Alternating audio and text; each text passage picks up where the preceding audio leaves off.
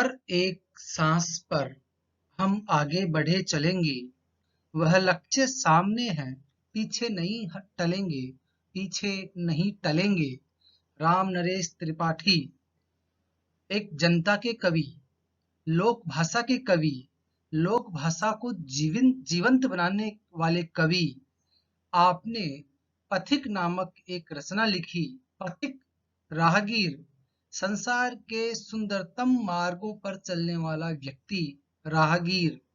उस राहगीर ने प्रकृति के सौंदर्य को अनुभव किया और अनुभव करके उस प्रकृति के अनुपम सौंदर्य को अपनी कलम में बांधा।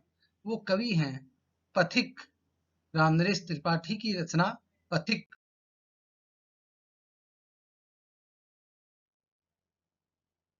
बात करते हैं इस पाठ के अधिगम प्रतिफल के बारे में। लर्निंग आउटकम्स क्या होंगे?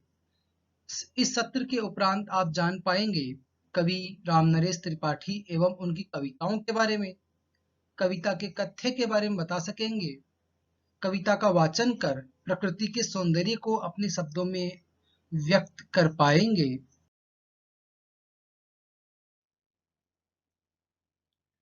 कवि परिचय, आप एनसीईआरटी का ध्वनि पाठ सुन सकते हैं। आपका जन्म 4 मार्च 1889 कोइरीपुर, जिला जौनपुर, उत्तर प्रदेश में। आपका निधन 16 जनवरी 1962 में। रामनरेश त्रिपाठी की प्रमुख रचनाएं इस प्रकार हैं। कविताएं मिलन, पथिक, मानसी, स्वप्न।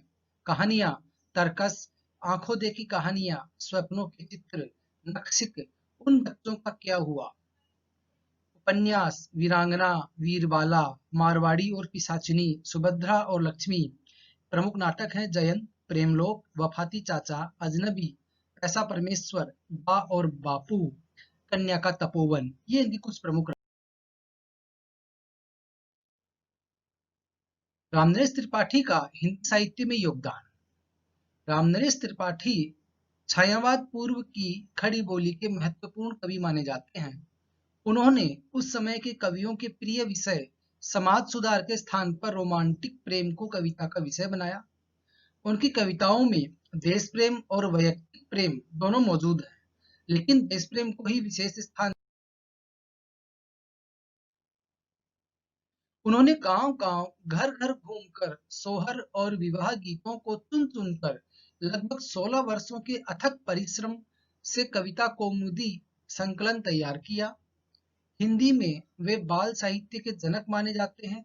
उन्होंने कई वर्षों तक बानर नामक पत्रिका का संपादन किया।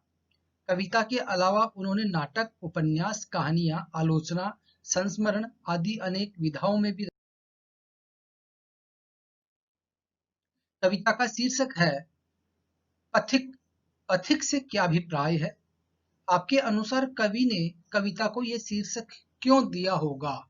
इन दोनों पर हमें विचार करना है कि पथिक से क्या अभिप्राय है। आपके अनुसार कवि ने कविता को यह शीर्षक क्यों दिया होगा? आइए दोहराते हैं। रामनरेश त्रिपाठी किस काव्य धारा के कवि हैं? छायावाद, प्रयोगवाद, प्रगतिवाद और पूर्व छायावाद। दूसरा प्रश्न है, रामनरेश त्रिपाठी का जन्म कब हुआ था?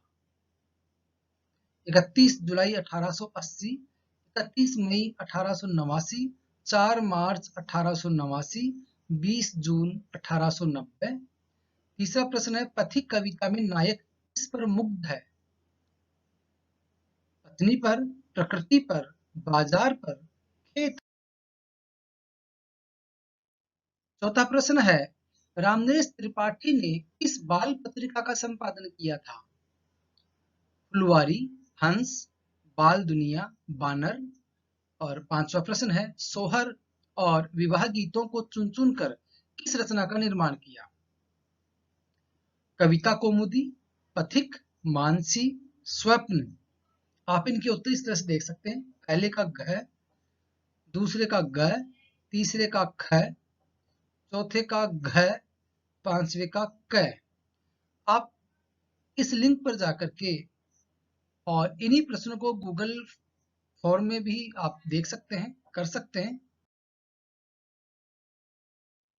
इसके बाद में बात करते हैं कविता का पूर्वावलोकन।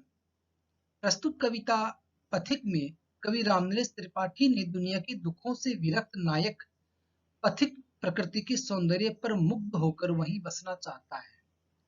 यहाँ किसी सज्जन से संदेश ग्रहण कर देश सेवा का व्रत लेता है। सागर के किनारे खड़ा पथिक उसके सौंदर्य पर मुग्ध है। प्रकृति के इस अद्भुत सौंदर्य को वह मधुर मनोहर उज्जवल प्रेम की कहानी की तरफ पाना चाहता है। इस प्रेम में, इस रचना में प्रेम, भाषा और कल्पना का अद्भुत संयोग। आइए कविता को सुनते हैं। यहाँ इस लिंक पर जाकर के आप कविता को सुन सकते। त्वरित पुनरावृत्ति। पथिक से क्या अभिप्राय है? पथिक कविता के कवि का क्या नाम है? पथिक कविता में किसका वर्णन किया गया है? पथिक कविता में कवि ने किन किन स्थलों पर प्रकृति को मनुष्यों की तरह क्रियाकलाप करते हुए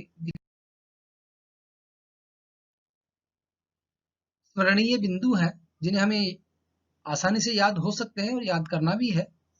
पथिक सागर तट पर खड़ा है और प्रकृति के पल पल बदलते सौंदर्य को देखकर मुग्ध है। वह इस प्रतिपल रूप बदलती प्रकृति के सौंदर्य सुंदर बिंबों में बंध कर पाठक को भी उस दुनिया की सैर कर।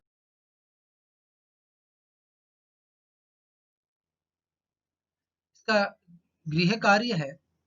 कविता में प्रकृति के जिन रूपों का कवि ने वर्णन किया उन्हें क्रमिक रूप में लिखिए। यानी आप सीक्वेंस वाइज लिखेंगे कि पहले किस रूप का वर्णन किया, फिर किस रूप का, क्रमवार लिखेंगे इसको। क्या कभी आपको भी प्रकृति ने अपने सौंदर्य के प्रति आकर्षित किया है? तर्क सम्मत उत्तर लिखिए। आप सुबह प्रातःकाल उठिए, भोर के समय उठिए, उषा के समय उठिए, उषा काल को देखिए, महसूस कीजिए उस उषा काल को। क्या सौंदर्य, क्या जादू, क्या आकर्षण है उसमें। इसी के साथ इस पाठ का पहला सत्र पूर्ण होता है। धन्यवाद।